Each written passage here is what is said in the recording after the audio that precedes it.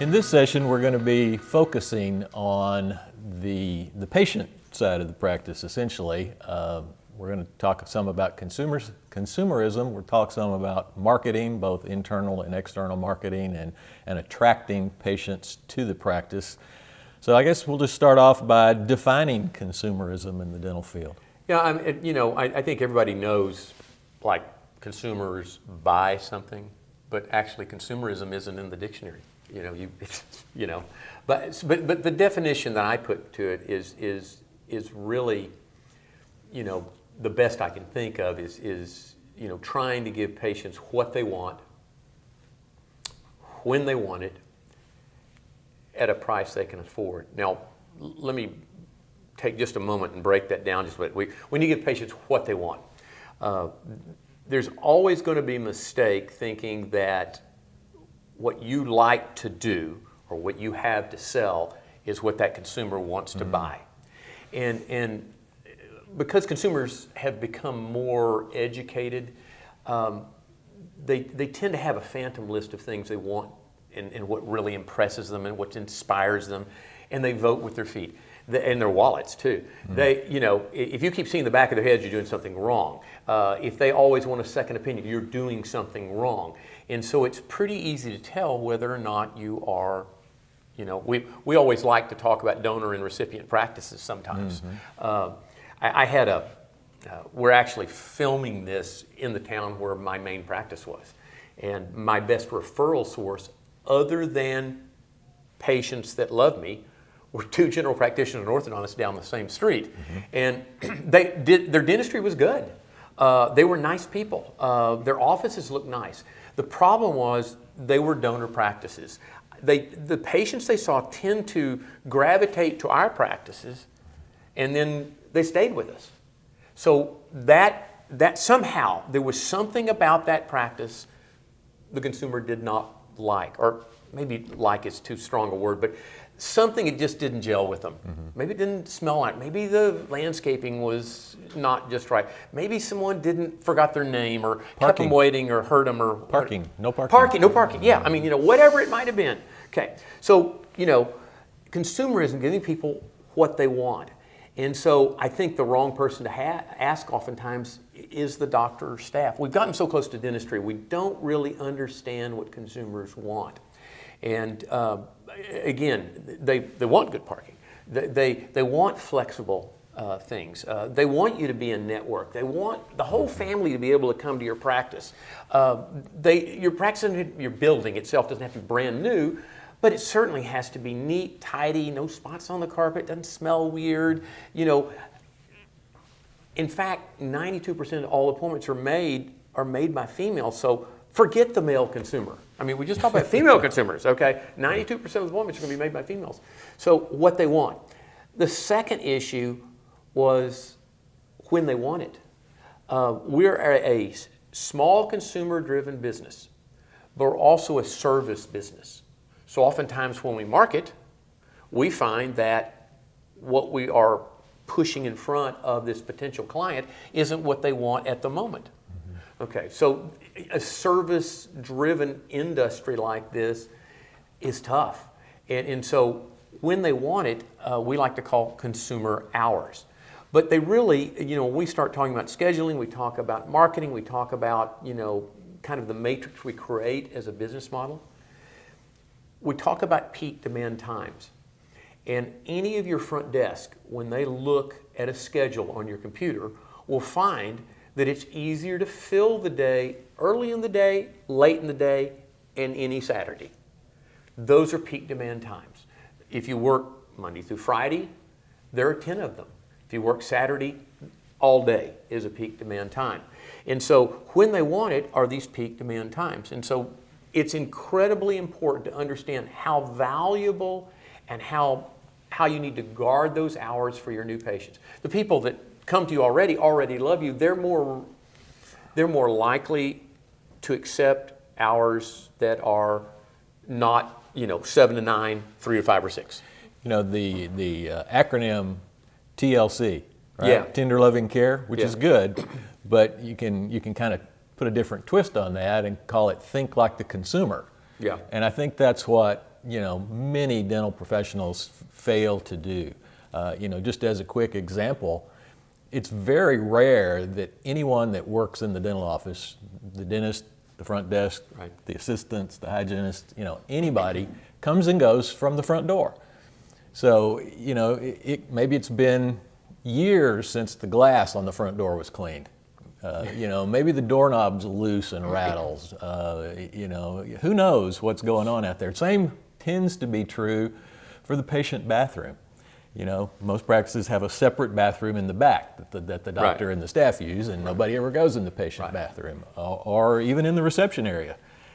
Yep. Maybe there's, I almost guarantee you there's stuff out there that you're not aware of, and it happens. And I know you've gone before and walked out the front door of the practice just to see what that's like, or walked in the front door of the practice on a visit just to see what it's like, and found bloody gauze on the steps or in the flower bed. And found poison ivy in the flower bed. Poison ivy in the flower bed, yeah. So you've got to begin to, again, think like the consumer. It's different from the way you think. Well, and it always starts, I think most doctors think it starts once they enter the practice, but it starts when they answer the phone. So, right, marketing, consumerism, giving the patient what they want really begins very early in that contact. The last thing is, it's what they want, when they want it, at a price they can afford. I think oftentimes, doctors are frustrated when they deal with PPOs and they've got to discount their fees 25 to 35%. Are they're disappointed or are a little upset when patients balk at their fees. Again, when I say at a price they can afford, I'm not saying necessarily what you charge for a crown or filling. One of the worst things you could do in marketing is to be thought of as being too expensive. Yeah, true. Okay, now being too expensive doesn't mean you charge more. Right. Okay, it could be that, let's say we had two clients, this actually happened in Detroit. We had two clients on the same road.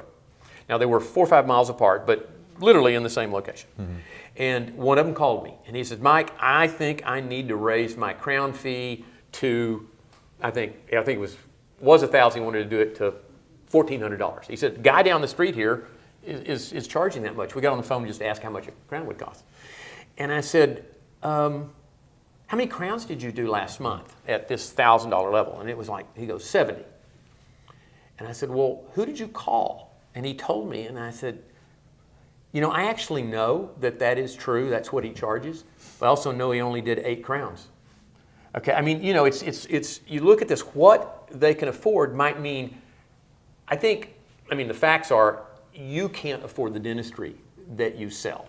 If you presented yourself with a treatment plan, you would probably have to borrow the money or take it out of savings. The statistic is that clients in the United States can only afford about a $500 out-of-pocket expense. Everything else has to be budgeted. So being too expensive is not helping them fit this into their budget.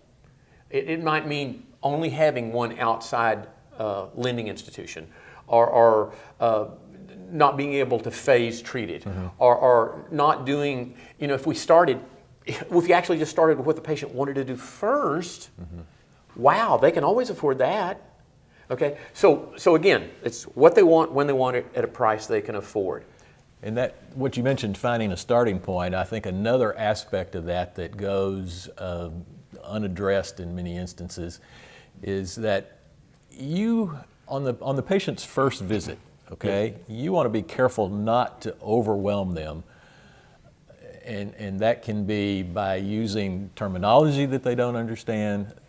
More often that's by giving them a treatment plan that's, everything you've seen from A to Z. Now, you do need to do a thorough exam and get it all documented and in the chart. But you do not have to do all of that dentistry in one sitting. Right. Well, you could, and that might be ideal, but you don't have to. So you have to learn to kind of read people and decide what you're going to tell them. But for the most part, I don't think they should be given the entire total for their entire treatment plan. Right. Ever since about the 3rd or the 4th grade, we're taught that when we see a column of numbers on a sheet of paper, our eye goes to the right and to the bottom. And that's the only number that you come away with is that total number. And in many, many cases, that's going to be a big number. And this isn't just, I mean, when we talk about, I mean, this is a long series of systems and protocols of answering the phone right, greeting the patient properly, being on, you know, all these things. And then that's kind of maybe the last thing that we deal with is helping them afford the dentistry that they need. But you need to think back and decide right now that you're going to sit down and start partnering with your staff. I could probably teach anybody to clean up a room or bring me the right instrument stuff. I can't teach them people skills or the ability to stay motivated. But the value of a hygienist to me, or an assistant who's seeing a patient for the first time in the form of an emergency, is that when I walk into that room, I need to know what the patient wants, what they can afford, kind of their budget, and their dental IQ. So it's kind of a discovery session. Yeah, but I didn't do that. Right. Okay. Right. So we're staging this in a way, and you're going to find no matter what you do in life, there is a way to stage it so that it's very predictable what you end up with. And dentistry has a widget or a product that should generate all the time. That product is a patient who shows up, pays for the treatment, and refers everybody they know. I mean, if you could get patients to show up and pay for the treatment and then refer, everything is doing well. Yeah. Okay. So again, on this, it's not me doing all of this. It's really because I know what I don't do well. I'm not real. My people skills aren't real great. I can pretend, for a few minutes, but I hired staff who not only complimented what I did well, but they actually compensated for what I struggled with. And putting us together got us a better result than me just trying to do it myself. I think so many doctors are overwhelmed in their practices. And when we start saying, well, they've hired us, now they're realizing that they didn't know that they were going to have this much commitment and they were going to have to do certain things and that we were actually going to check on them, to make sure that they did it. I have doctors that once they kind of realize that if I come along my staff and train them, instead of me doing it, and the pushback I get is, well, they can't do a temporary as well as I can. Mm-hmm. Well, if you don't let them do the temporary, they won't ever grow to the point of being able to help you do it. But you start partnering with them, you'll be surprised that they come up with better solutions because they're dealing with it every day. They see it with a different perspective. They're not an owner. They don't like confronting patients with things that they forgot to say. They get very proactive about it. And I mean, it's like having a Navy SEAL team. Synergism is having a group of people, let's say maybe 4 or 5 people, get the same result it takes another doctor to have 10 people. Right. Okay. So again, it's a process. And it's staged. And when you think about systems and processes, they have to be teachable, they have to be sustainable, and they have to be able to continue to work regardless of the level of practice you get to. Very little alterations happen in our systems. And so that's kind of what we bring to the table here. Yeah, and I mean, essentially we're talking here about building relationships, whether it's the doctor building a relationship with his team or her team, or those team members building relationships among themselves or and between each other. With the patient. Yeah, the relationship with the patient is probably the biggest one. Again, dentistry is very much a trust-based, relationship-based business. And an old axiom is that people want to do business with people they like. Yeah. Right? And so even if you're not the most likable person in the world, you can compensate for that by hiring friendly people that are quite likable. So maybe this is a different way of thinking about it for you. I don't know. I think that's true for a lot of doctors, that they've just never really approached it from that perspective. Right. They want to hire people based on, particularly assistants. They want to hire assistants based on their experience and their skills and and they often ignore probably the most important part is their people skills. Yep. You know, I go in practices all the time and kind of laugh because the doctor is upset because the staff, maybe in the hallways or places like that, they're spending too much time talking to each other or being too loud talking to each other. Okay, so it's like the doctor somehow kind of knows that, you know, they need to hire somebody that's going to be very friendly and very talkative, maybe an expressive personality type, right? Yeah. That can do those kinds of things. And then they want to shut them down. You know, an expressive personality type cannot not talk. Right. You know, Communicate. Communicate. They're going to be communicating all the time. And so you're just going to have to accept that. But the bottom line is the patients really like that. Right. You know, these patients come in with, you know, with their little antenna up. Sure. You know, they're looking at everything. They're smelling, you know, to see if there are any bad smells. They're constantly evaluating. And I think it's often overlooked that, you know, that's a big factor into whether or not they schedule and come back, is the perception, the feeling, it's a lot of intangible things. But, you know, when you go into a business to make a purchase, doesn't really matter what it is, you're going to form an opinion of that business, right? Sure. Pretty much within the first 5 or 10 minutes. And when you meet somebody, you're going to form an opinion of them, sometimes within that same five minutes or so. So, you know, those are key elements and key moments. You mentioned a minute ago about even answering the phone, you know, a friendly tone answering the phone. These patients are nervous, they have anxieties, they have phobias, they have fears, and so you've got to be able to alleviate that, to overcome that, and to get the patient feeling comfortable. And once you break down that barrier, you know, and we'll talk more about this, about case acceptance, but I think that's an overlooked aspect of case acceptance, is that, you know, you've got to have that relationship. Right. So, you know, before we kind of go into external marketing, let's touch on likability just a little bit. I mean, how could you tell? I mean, I think most businesses really, you know, what's the commercial where they, you know, you're nose blind to, you know, the smell of a car now, or your son's room or something. You just get used to it. And I think we are blind to our own characteristics. So how could you quantitatively tell whether or not you're likable? Well, one, if we look at your new patients and we tracked where they came from, your marketing, that gets some of them in, your in-network for PPO, that gets some in. But then we have a group of people that are referred by existing patients. Those are your direct referrals. You need to have at least 50% direct referral rate, or I'd have to say, I mean, this, you know, Max and I whisper this, you know, but it's like, you know, if you got only 15, 20, 30% of your patients referring you, you're not likable.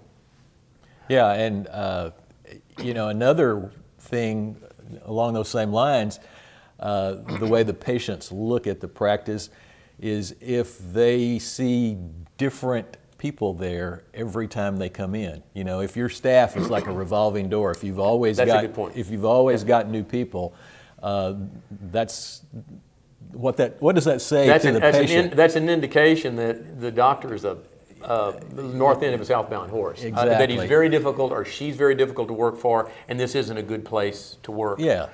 So longevity of staff. Yeah.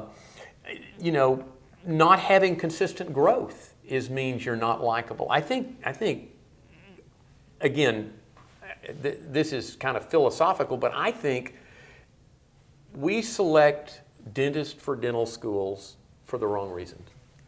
Obviously, if you really thought about it, if people skills were important and consumerism was important, the best dentist would be somebody in high school and college that were social butterflies and, you know, everybody liked, and, you know, they might have been a B and C student, but I mean, everybody wanted to be their friend. Mm-hmm. Yet the only reason you got into dental school is because you made better grades than somebody else.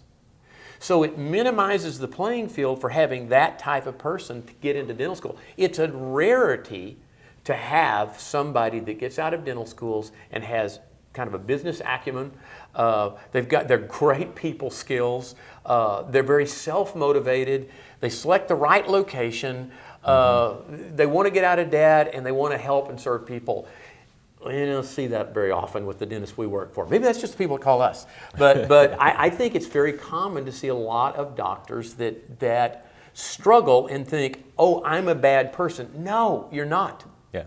It's your personality type. So being a leader means you're not necessarily the best at everything or the smartest person in the room, but you're smart enough to surround yourself with people who can compensate for that. So I hired staff that loved people, and I was a little non-assertive about presenting treatment. I hired staff that they didn't have any problem telling the patient what they needed and finding out what they wanted, and consequently, we did millions and millions and millions of dollars a month with a 50% overhead.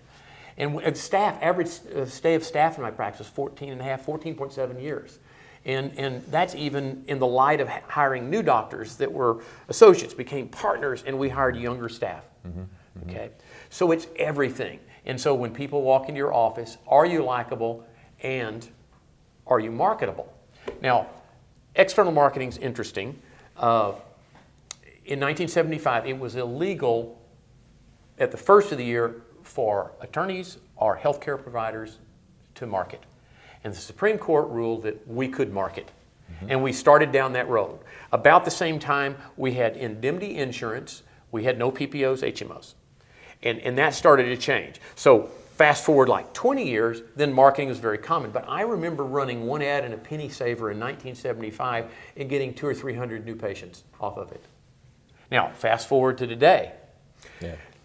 We have gotten more educated consumers, but they have also become numb to marketing. And if we think about marketing, back in 1980, there was maybe 5,000 or 6,000 marketing suggestions on radio, TV, print, whatever, a month. Now there's over 30,000 that each individual gets in front of. They don't even see it, Right. you know. You just become numb to it. Exactly. Yeah. Exactly. I mean, you're either remarkable or you're invisible, okay? and so when we talk about marketing, and this is external marketing, let's think about a donor practice, you know, a practice that gets patients and then kind of drives them away, and the recipient practice, which we hope is you, it ends up with them.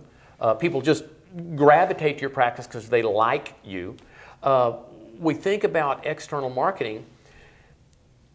Part of doing great external marketing is getting your message and your methods, the who you are, to match and exceed their expectations.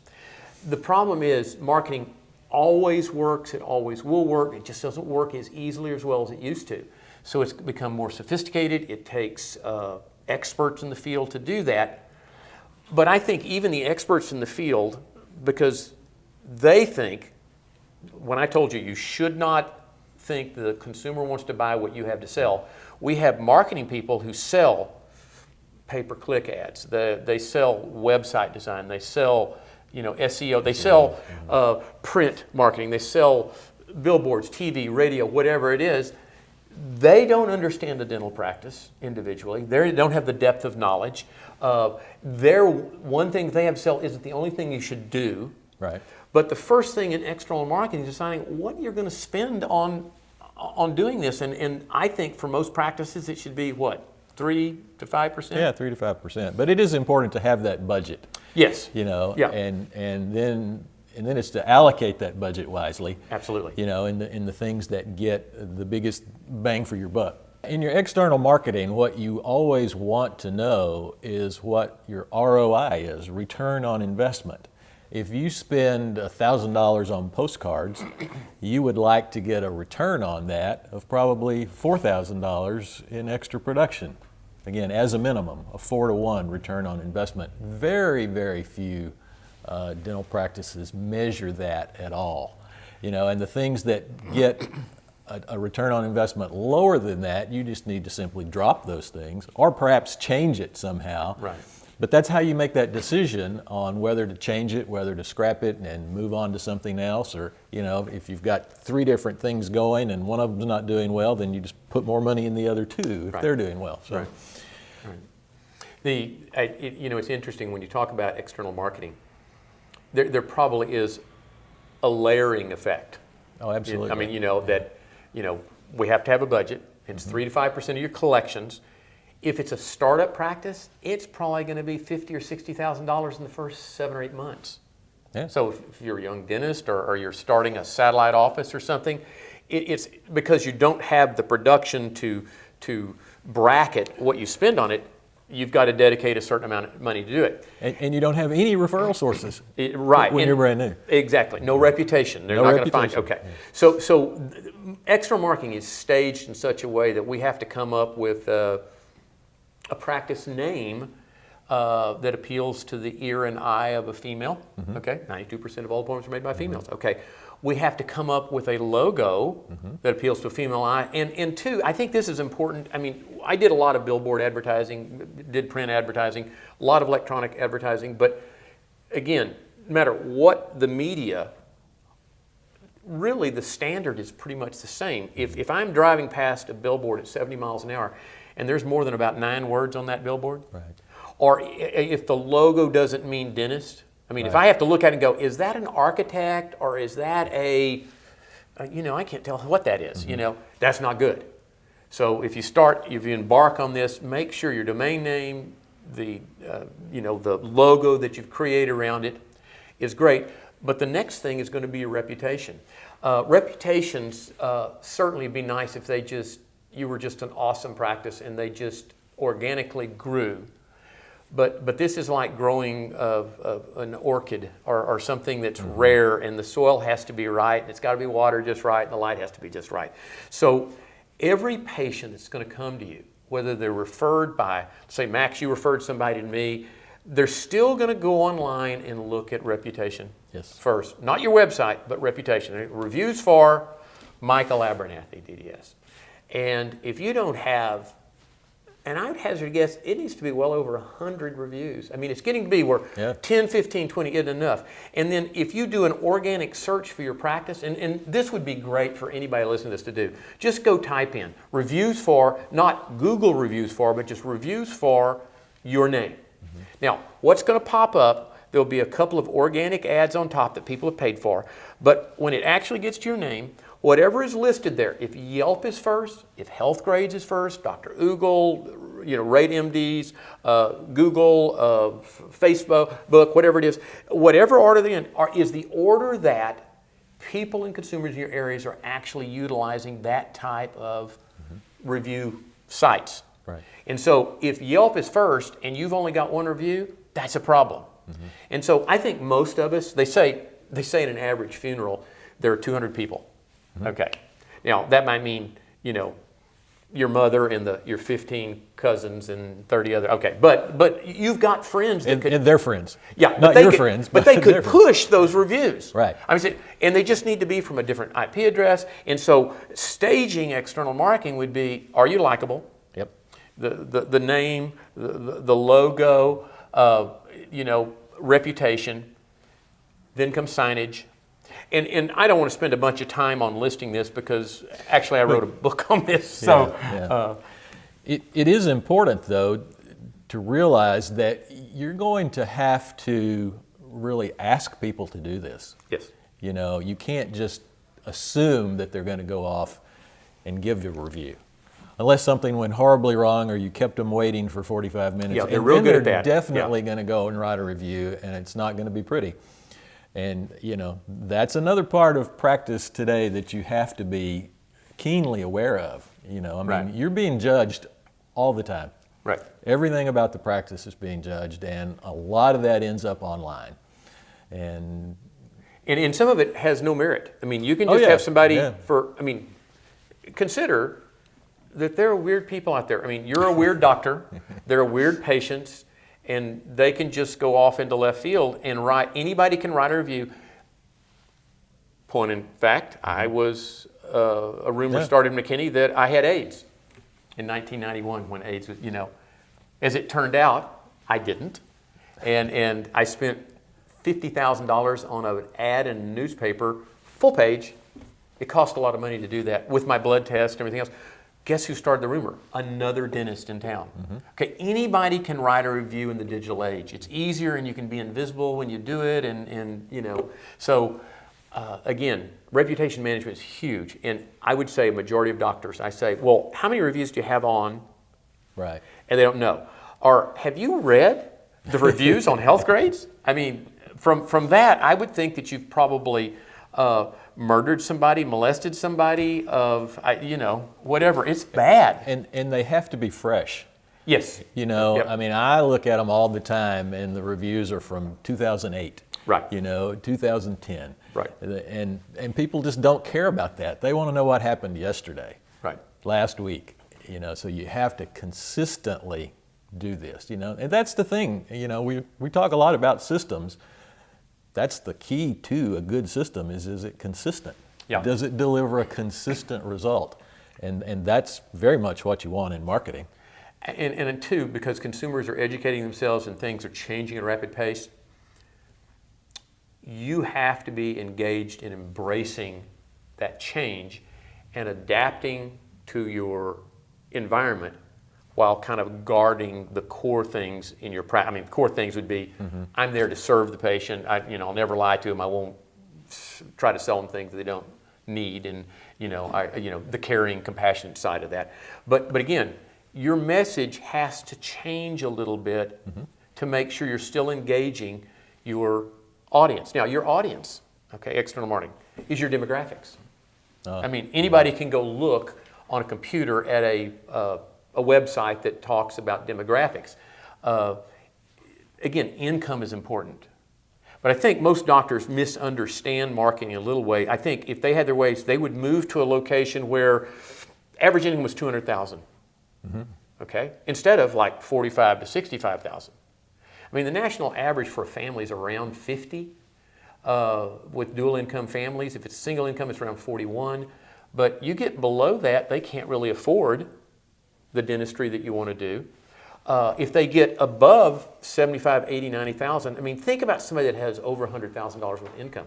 Well, on those demographics, you'll find that not only do they have a lot of income, they're living in a very expensive place. Right. Where the cost of living is 200%. You're in Connecticut, it's 375, Greenwich is 375% higher cost of living than any other place in the United States.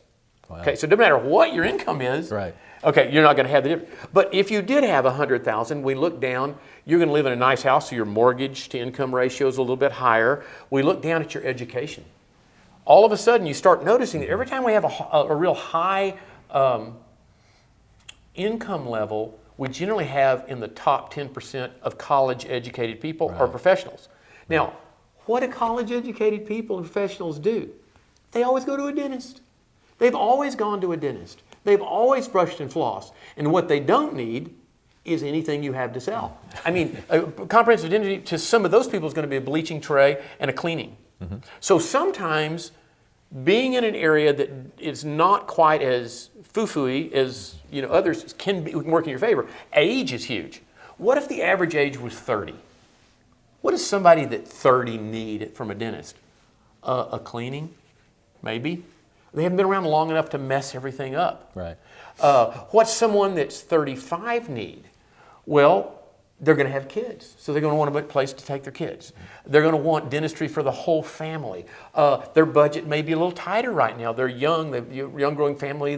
Both parents are working, and they're doing it. They're going to want hours. I mean, McKinney, Texas, is 30 miles from Dallas. It's a bedroom community for Dallas. Ratio of doctor to patient, potential patient ratio, it's about one dentist for every 685 people. There's one zip code, it's one dentist for every 128 in McKinney, right between Frisco. Okay, but the point being that these people don't work in McKinney, they live here. But every morning they get in a car, drop their kids off at school, drive towards the North Dallas corridor, and oftentimes if you don't have consumer hours, because that's part of external marketing, consumer hours, if you don't have, you're not available Saturdays and all day Fridays, Monday mornings, if you're not... Good signage? Yeah, good signage. they're going to have their dentistry done nearer where they work than where they live. Yeah. Okay, so again, Or on Saturday. Or on Saturday. So we look at this demographic, and so it is a snapshot of your potential client. Now we look at race demographics. What is the Hispanic, the black, the Asian, the white, percentages? Well, race demographics matter in the way you market. It makes a difference in the way you hire. That's marketing. Mm-hmm. If you're in the deep South and maybe the black population is 19%, white population is 50, Hispanic is 20, then I would see a mix of people working in my office. I mean, it's almost insulting not to consider this. But the other side of this is every office has practice management software, and you can run a practice management analysis. It will actually give you the demographics of the patients in your practice. So, for example, you go run that report, or find somebody who can run it for you, and then it comes out and it'll have this on it. It'll have the number of patients in your practice by age. Right. Okay. Number of patients by zip code, so you can tell where to market more maybe if you're getting more from a different zip code. Male to female, insurance, no insurance, and at the top it'll go number of patients that are active but currently do not have an appointment. Okay. If that report looks drastically different than the report of the people that live outside your practice, then there's a reason for that. Mm-hmm. And if you want a different result, maybe what you're doing isn't appealing to the demographics you're in.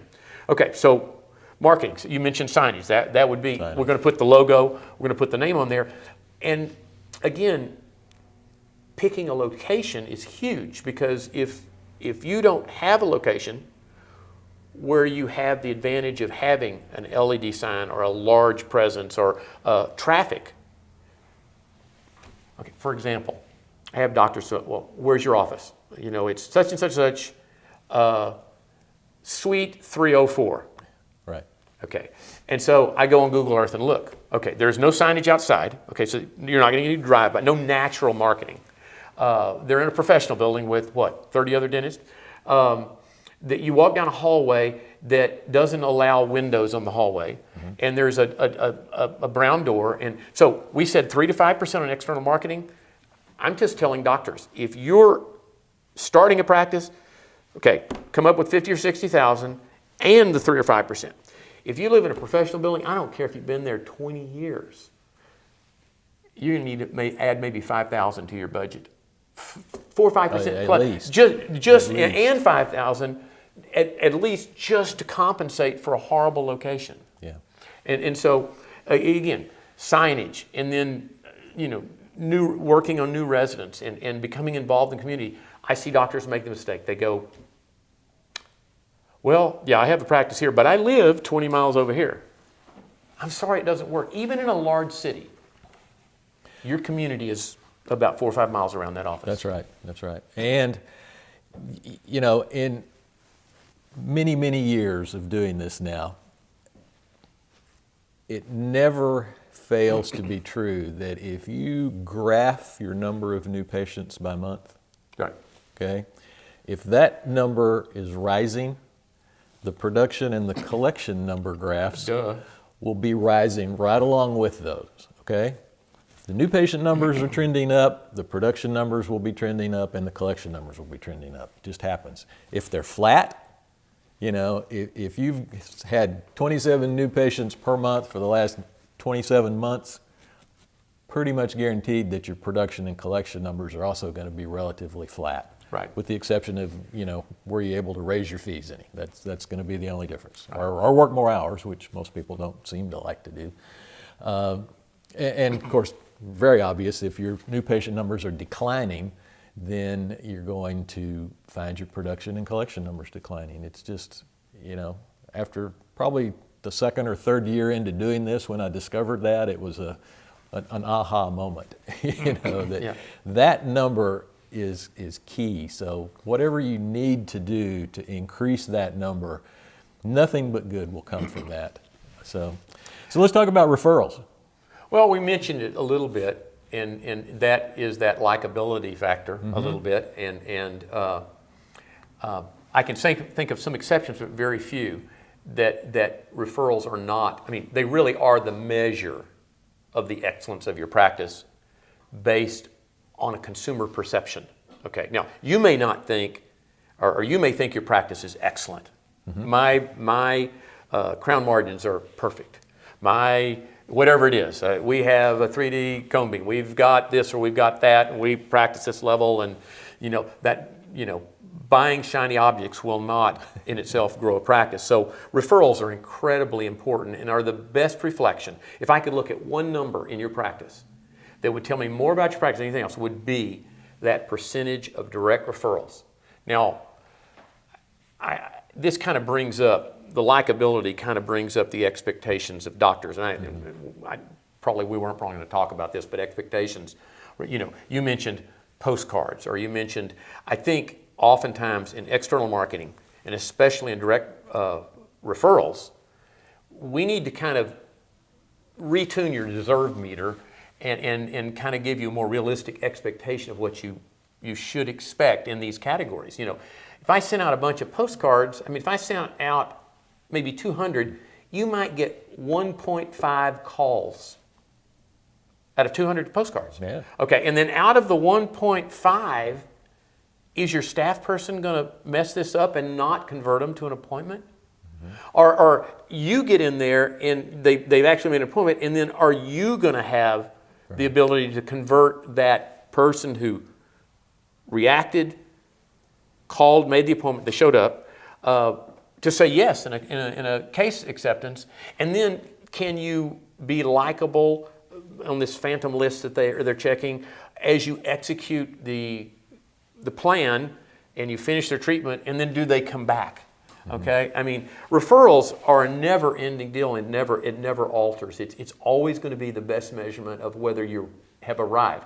Now, expectations again, and I won't take long on this expectation deal, but I think one of the worst expectations we have in dentistry, because we're talking about growth here, we're talking about successful marketing, we're talking about more new patients, is that when we graduated from dental school, we wanted to have a great solo practice.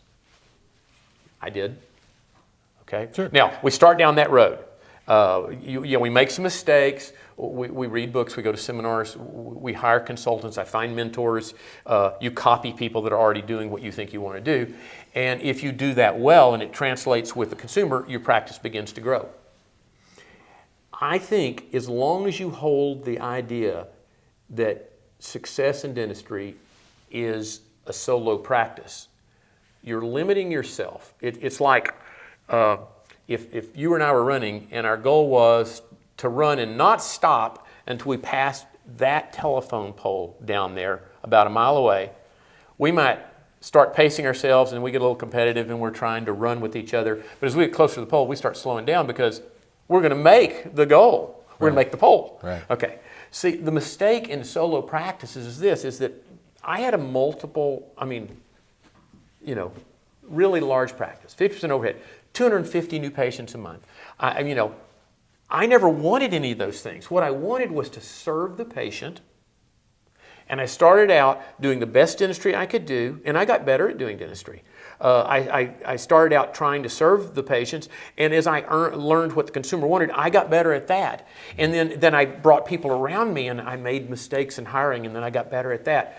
But I went from average of 25 to 30 new patients, and then if we really inspired patients, because part of external marketing is that internal marketing, that, am I getting referrals? Or am I likable? I got 32 new patients one month, and then I got 37, and then I got 35. And then I realized I got to hire another hygienist, and then we got up to 40 or 50 or 60. And then they really liked the hygienist because I got better at hiring people and coming along, bringing people alongside me that we could partner with. And then all of a sudden we had 70 or 80, and we had to hire a third hygienist. Well, you can't have a third hygienist in Texas. And then so I have to hire another doctor. And then, oh my gosh, I've got this other doctor, so we've got to have more new patients. And then I got better at marketing, and then it wasn't like a solo practice is a destination. It's merely a milestone. But if you think it's a destination, you'll have a tendency to pull up short. And I want to encourage you, not that I want you to have necessarily a $5 or $6 million a year practice, or necessarily want you to have 2 or 3 doctors working there. I just want you to work in a way that it's almost impossible not to grow. Yeah, well, you know, I mean, one thing in business that you hear all the time is that if you're not growing, you're dying. Right. There's no standing still. You know, the dead fish doesn't float upstream. You know. Well, you know, if I ask doctors, if I ask you, okay, how much profit did you make? Yeah. You would tell me 25 or 30% of what you did last year. And I'd go, oh my gosh, that's 30% profit, that's incredible. Well, how much were you paid as an employee of your corporation? He goes, well, the 30%. I went, well, that's not profit. He goes, well, yeah, it is. I took it home. I said, no, you earned that. You were there every day. You worked. That's what it cost to pay another doctor to do that. That's merely what you got paid. If your overhead is 70%, there isn't any profit in your practice. And so when we think about, you know, sitting back here and creating a word picture of what a successful practice looks like, it's not an income level, okay? It's a profit level. You know, it's something totally different. We're not trying to tell you what to think. We're trying to help you learn how to think about this business we call dentistry. So, again, solo practices are not destination. We know that multiple doctor practices are growing at an alarming rate, really, because consumers are demanding times that one doctor can't do, services that one doctor can't be great at. So again, we've got to reset your deserve meter here. Yeah. So we're talking about referrals. Really, and again, every time we say new patients, and then we say we're going to talk about marketing, we're going to talk about referrals. These are just, you know, bits of a puzzle, and they all kind of depend on one another. So okay, so again. But the physical asking for a referral seems to be a major stumbling block. And it's a system, and it's a protocol, absolutely. and everybody has to participate in doing this. Yep. And so again, and it's got to show up. I mean, I have people say, well, do you ask for referrals? We go, oh, absolutely. You ask people that. I ask doctors that. Do you ask for referrals? You know, and they go, yeah, absolutely. And I watch for 8 hours in an office, and I see not one person ask for a referral. Right. And then I confront the staff. Now, you guys said you asked for referrals. Your referral rate is 15%, 20%. It's really bad, okay? You can do better. And they said, well, we ask by delivering excellence or some other garbage, okay? It's interesting. The nice thing about asking, and nobody wants to ask. I understand that, okay? Yeah. But the nice thing about this, I could ask anybody for help, and they always tend to want to say, yeah, I mean, whether it's an airport or whatever, but in our office, we stage this in a way that we make it really easy for them to refer. I mean, one, we're making sure that we don't really understand what they're looking for, so we're going to search for that and try to give them more of what they want, because we kind of find out. Right. And then we're going to do nice things for them. We might give them a gift, you know, when they came in. We all give away floss and toothbrushes and stuff like that. We're all going to find out things about their family. I've walked into rooms where mom's getting her teeth cleaned. There's 2 little kids there. One's got on a baseball outfit, and I'm going, you playing baseball today? You know, it was like 4:30 in the afternoon, and he goes, yeah, I'm playing t-ball at Muzon Park. And I went, can I come by and watch you for 5 or 10 minutes? You know, I mean, I'm always looking for ways to make it easy for them to refer to me. So this system and protocol, again, it's a system, and we can go into this deeper at a different time. But again, as far as Google reviews or just reviews in general, we're going to ask them for a review. We're going to give them a comment card to take out with them so that they can review us. Yeah. We're going to say, if you don't know how to do the review, here's a card that shows how to go to Google or go to Health Grades or whatever. And then we're going to follow it up with an email. It's all a protocol and system that does it, and it always works. I had one doctor just went, and I know this isn't kosher, but he goes, do you drink coffee, Max? And he goes, well, yeah, we used to anyway, all the time. And I said, you like Starbucks? He goes, yeah. And I said, I'm going to go get you a little gift card for Starbucks. Yeah, Starbucks card. I said, if you've got your phone, would you mind giving us a review? I'd really appreciate your opinion. I mean, I didn't say good review, your opinion. It would really help me out. Right. And then I make sure that nobody goes in that room for 5 or 6 minutes. And Yeah. it's amazing. They just start stacking up. And another thing that's really quite easy to do once you get attuned to it is that anytime a patient pays you or a staff member or says something nice about the practice or notices that you just put down new carpet or anything that in any way resembles a compliment, Right.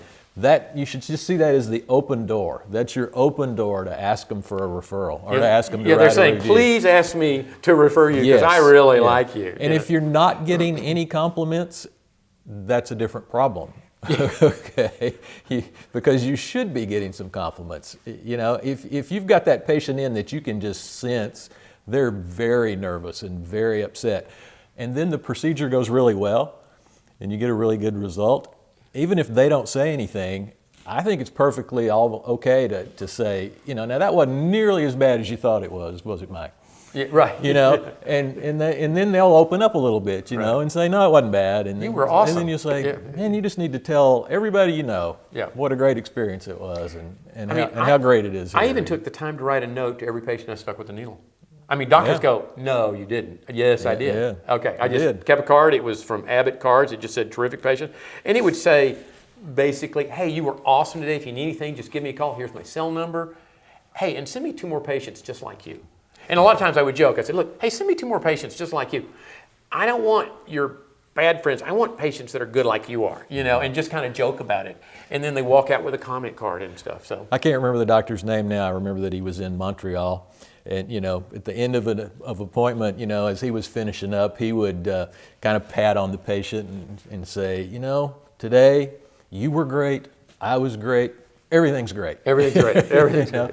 And just, maybe that's just planting a seed, that, Right. that this is not, and it's usually not, right? Right. I mean, it's usually not as bad as they think it's going to be. Right. In terms of the experience in the chair. Okay, so speaking of planting a seed, so I think if you're watching this video, then I think we've talked about a lot of things, but part of this is us partnering with you to help you get kind of off top dead center.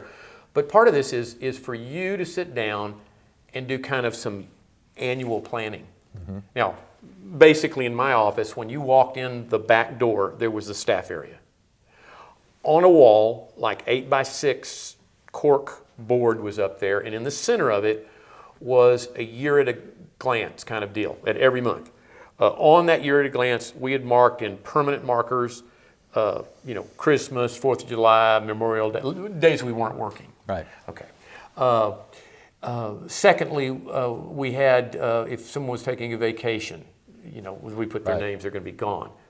But the other part of using kind of a year at a glance is kind of being very intentional about your marketing, internal, external, referrals, new patients. Be very intentional about what you're going to do and stay at least 6 months ahead. And I prefer a year and then even adding more stuff in there. Yeah, Okay. right. Like if you're going to do something special at Christmas, I mean, you have to be planning that in early November. Yeah, so Right. seasonal things. Okay, Seasonal things. Like let's say you're going to put a bunch of pumpkins out, pumpkin patch in front of your. So Thanksgiving, in Halloween. Okay, everybody's going to wear costumes for 4th of 2 days. July. Okay, Yeah. 4th of July, Christmas time, stuff like that.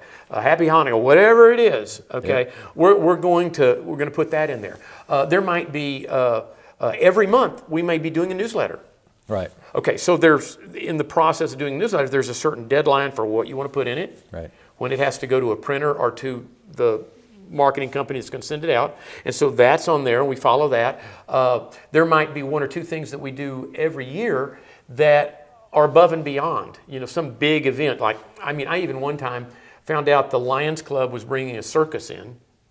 And yeah. gosh, this was back in the early 70s. But and I asked the circus, how much money do you guys clear on a night? And it was like $4,000. I'm going, are you kidding me? How about if you stayed an extra day and I'll pay $4,000 and we'll buy it all? Okay, you could pick up things, but I'm going to stage this so that, and you already mentioned this, consistently, and we call it dripping, consistently drip Right. on our the consumers outside that haven't chosen us yet, as well as the people that have already chosen us. We might have referral parties. If you have a group of 10, 12 people that have referred to you a lot, take them to dinner. Yeah. I have an insurance agent that twice a year he'll rent out the whole cinema for a Star Wars or some movie that people are waiting to see, and then he'll invite 400 or 500 people to come. I mean, it makes a huge difference. But this annual planning is real important. Yeah, and it's one aspect of what an author named Michael Gerber wrote in a book about the myths. Yep. That we need to spend time working on our business, not just in our business. And I think we all, from time to time can be found guilty of that. But I think the bottom line here, just to kind of wrap this up and put a bow on it, as I say, is, you need to become intentional about all of this stuff, or more intentional. You need to view the practice like the patient views the practice. You need to keep in mind what that patient is looking for and give them, like you said, more of what they want and less of what they don't want. And they'll tell you what they want, either by outright telling you or by disappearing. And the other thing too is you need to measure progress here. Yes. I mean, like the planning is there, but after that is measuring it. On that same board that we walked through back into my office, there was a chart for new patients and referrals and stuff. And it's the Hawthorne effect. What gets measured gets done. And it creates a top of the mind awareness with the doctor and staff. And so even with staff job descriptions, we measure their performance. With marketing, we measure the return on investment. It's real important that you begin to look for opportunities to ask people to come in, to refer. You don't have to become an expert at marketing, but you got to become an expert at coming alongside the experts and investing that budgeted money into it, knowing that whatever I budget now, if it works in 6 months, especially if it's percentage, it's going to be more money because it's working, okay? I know you like to say a lot that you need to begin with the end in mind. Yeah. It's like if you're sitting down to prep a crown, you kind of have this image in your head of what the finished product is going to look like. The same thing holds true with most aspects of your practice, and so we'll get more into that in another session.